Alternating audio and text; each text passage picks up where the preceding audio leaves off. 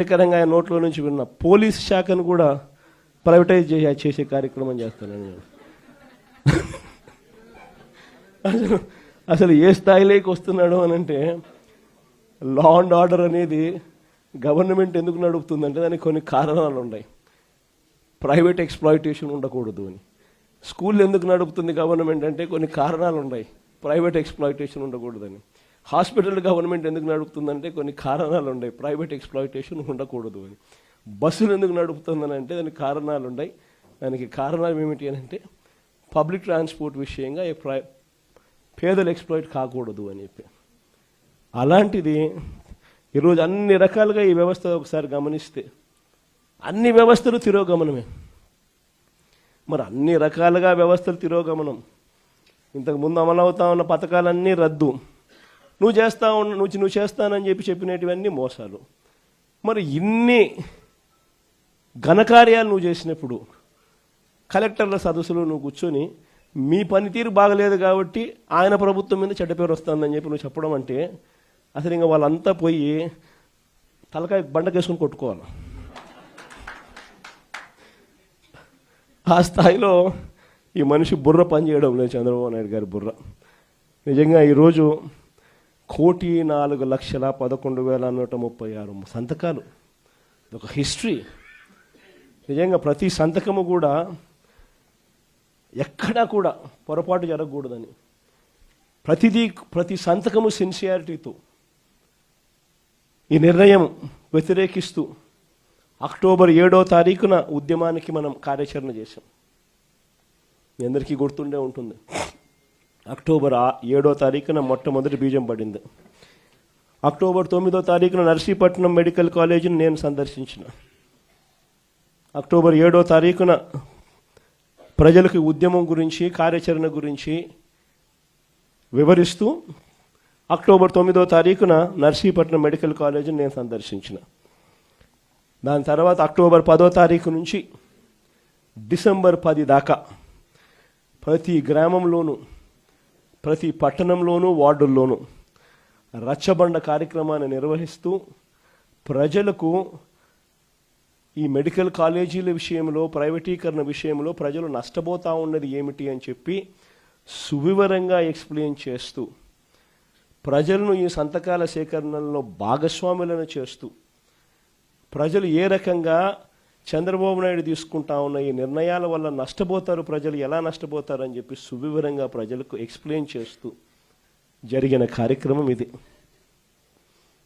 నిజంగా ఒక private medical college జిల్లా కేంద్రంలో ఒక గవర్నమెంట్ మెడికల్ కాలేజ్ ఒక జిల్లా కేంద్రంలో వస్తే అక్కడ ఉట్టి మెడికల్ కాలేజీలో ఉన్న సీట్లే కాదు, ఆ సీట్ల వల్ల లోకల్గా మన పిల్లలు గవర్నమెంట్ డాక్టర్లుగా అక్కడే కనిపిస్తారు అనేది ఒక ఆస్పెక్ట్ అయితే, ప్రైవేట్ కన్నా తక్కువ ధరకే మన పిల్లలు చదివి బయటకు వచ్చే పరిస్థితి ఉంటుంది అన్నది ఒక ఆస్పెక్ట్ అయితే,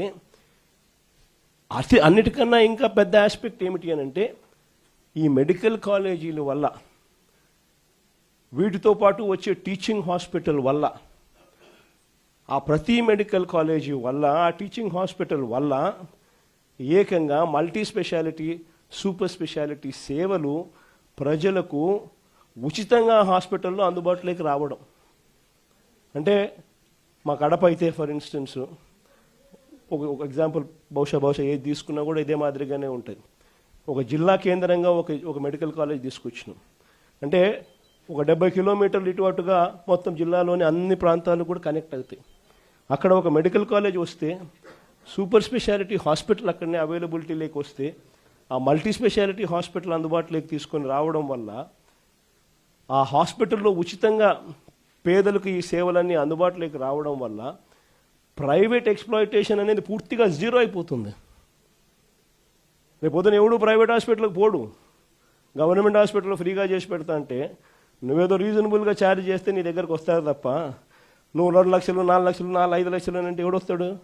నీ దగ్గరికి పోవడం కన్నా గవర్నమెంట్ హాస్పిటల్లో మా గవర్నమెంట్ టీచింగ్ హాస్పిటల్లో బ్రహ్మాండంగా ఉన్నారు. అసిస్టెంట్ ప్రొఫెసర్లు అందరూ పోస్ట్ గ్రాడ్యుయేట్స్ చదివిన వాళ్ళు, అసిస్టెంట్ ప్రొఫెసర్స్ అందరూ post graduate students, lecturers, medical వృత్తిలో డిగ్రీలు పొందిన వాళ్ళు, వాళ్ళు బ్రహ్మాండంగా ఫ్రీగా ట్రీట్ చేస్తా అంటే నీ దగ్గరికి ఎందుకు వస్తామయ్యా అని చెప్పి ప్రైవేట్ ఎక్స్ప్లాయిటేషన్కు పూర్తిగా చెక్ పడే కార్యక్రమం. ఈ వివరాలన్నీ కూడా సువివరంగా ఈ రచ్చబండ కార్యక్రమాలలో ఎక్స్ప్లెయిన్ చేస్తూ ప్రజలను భాగస్వాములను చేస్తూ వాళ్ళ సంతకాలు తీసుకుంటూ ప్రతి ఒక్కరూ వచ్చి స్వయంగా ప్రతి పేపర్ మీద సంతకం పెట్టి వాళ్ళ టెలిఫోన్ నెంబర్ కూడా రాసి ఏమాత్రం భయపడకుండా ప్రతి ఒక్కరూ కూడా దాదాపుగా 1,04,11,136 మంది పత్రాలు, అందులో వాళ్ళ సంతకాలతో పాటు వాళ్ళ ఫోన్ నెంబర్లతో సహా ధైర్యంగా ఈ నిర్ణయాన్ని మేము వ్యతిరేకిస్తున్నాము, ప్రభుత్వం మెడలు వంచైనా సరే ఈ నిర్ణయం వెనక్కి తీసుకునేట్టుగా ప్రజలు తీసుకుని వచ్చేదానికోసం మేమంతా సన్నద్ధంగా ఉన్నామని చెప్పి ఏకంగా ధైర్యంగా ముందుకు వచ్చి సంతకాలు చేసినారు. ఈ కార్యక్రమం అక్టోబర్ 10 నుంచి డిసెంబర్ 10 వరకు జరిగింది. నవంబర్ 12వ తారీఖున నియోజకవర్గ కేంద్రాలలో ర్యాలీలు నిర్వహించడం. 175 నియోజకవర్గాలలో కూడా నవంబర్ 12వ తారీఖున జరుగుతూ ఉన్న ఈ కార్యక్రమానికి ప్రజల్లో ఇంకా అవేర్నెస్ క్రియేట్ కావడం కోసం అని చెప్పి ప్రతి నియోజకవర్గంలోనూ నవంబర్ 12వ తారీఖున ర్యాలీలు నిర్వహించడం. మళ్ళీ ఈ నెల 10వ తారీఖున డిసెంబర్ నెల 10వ తారీఖున మళ్ళీ 175 నియోజకవర్గాలలో ర్యాలీలు నిర్వహిస్తూ ఈ బండ్లను జిల్లా కేంద్రాలకు పంపించే కార్యక్రమానికి శ్రీకారం చుట్టాం.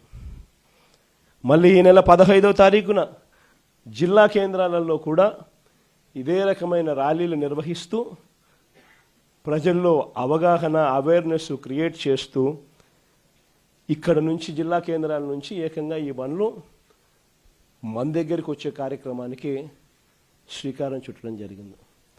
దాని తర్వాత ఈరోజు మీ అందరి సమక్షంలో మళ్ళీ మనం ఇక్కడ నుంచి బండ్లను గవర్నర్ గారి దగ్గరికి పంపించడం, ఆయనకు చూపించడం కొరకు పంపించడం రెండూ చేస్తున్నాం. గవర్నర్ గారికి ఒక్కసారి పత్రాలన్నీ చూపించిన తర్వాత, ఆయనకు చెప్పిన తర్వాత, చూపించిన తర్వాత ఈ పత్రాలన్నీ కూడా కోర్టు ద్వారాలు కూడా తడతాయి.